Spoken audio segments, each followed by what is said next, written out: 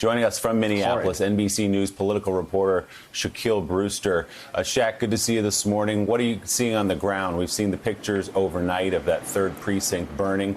We just showed some live pictures of buildings continue to burn this morning. What are you seeing where you are?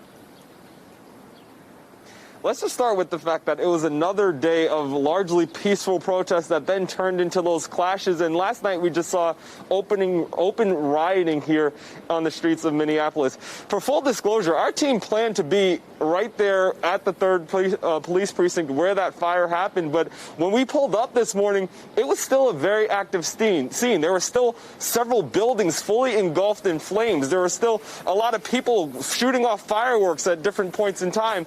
It was a very active scene, and we just pulled out. We just didn't feel safe being there, so we came about 6 miles back downtown to where we are now.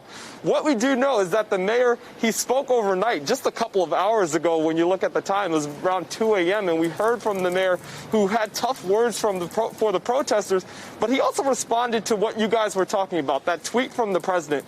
Let's pull up that tweet one more time, because the president first starts by saying that he's talking about the situation. He's responding to those dramatic images, and he says, "I can't stand back and watch this happen to a great American city, Minneapolis." He then goes into a full-on attack on the mayor here, saying he's a radical, a left-wing Democrat.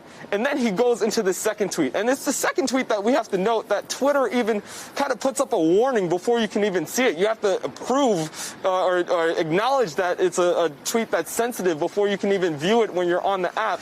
And in that tweet, he threatens to send in the National Guard, which has already been activated by the governor. We know that 500 guardsmen have already been activated.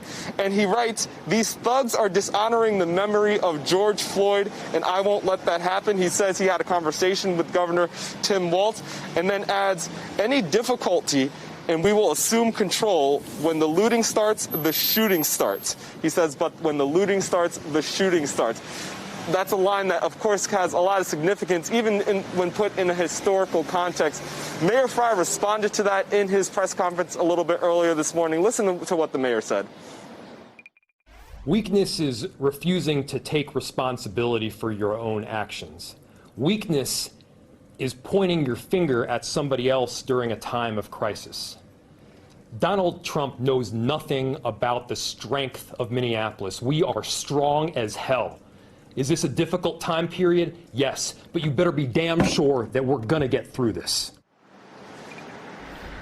I have to add that in my conversations with protesters, they have all emphasized that, yes, they don't like the rioting that you're seeing, but their main priority is they want to see the officer who had his knee on the neck of Mr. Floyd until he no longer was responsive and no longer had a pulse, according to those EMS records. They want to see that officer arrested. That's their bottom line. And until that happens, they plan on continuing to demonstrate, hopefully avoiding what we saw last night. But they continue to have those plans for those demonstrations. Willie? Shaq, we were talking a few minutes ago about Mike Freeman, the Hennepin County attorney, who said during a press briefing yesterday he has to move slowly. He has to investigate all the evidence, which, of course, is his job. But he also said there is evidence that does not support a criminal charge. He sort of couched that later in a statement from his office. Do we have any sense for what he's talking about there, that there's evidence that we have not seen that does not support a criminal charge in the death of George Floyd? No, and as you mentioned, he had to clarify that statement, which let's just start with how unusual that is. We had that statement come and that press conference come from the FBI. Remember, in this case, there is both a federal investigation and then this is also in the hands of the state investigators. Either of those two bodies can go ahead and make charges and act on what they find. There was that press conference that was delayed for several minutes. It was about 90 minutes to 2 hours where that press conference was delayed, and the state's attorney came out and said that one of the reasons why it was delayed is they thought they were going to have some other announcement that they could act on. It's not clear what he was referring to. He then came out and clarified his statements. It's just not clear exactly what happened with that. Again, what the protesters continue to say is what those videos, that 10-minute long Facebook video that went viral, that is all you need to see. They say that you don't need any more evidence beyond that.